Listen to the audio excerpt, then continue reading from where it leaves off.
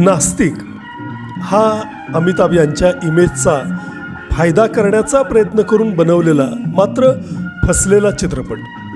18 February 1983 रोजी हा चित्रपट प्रदर्शित झाला होता. या 18 फेब्रुवारीला त्याला 41 वर्ष पूर्ण झाली.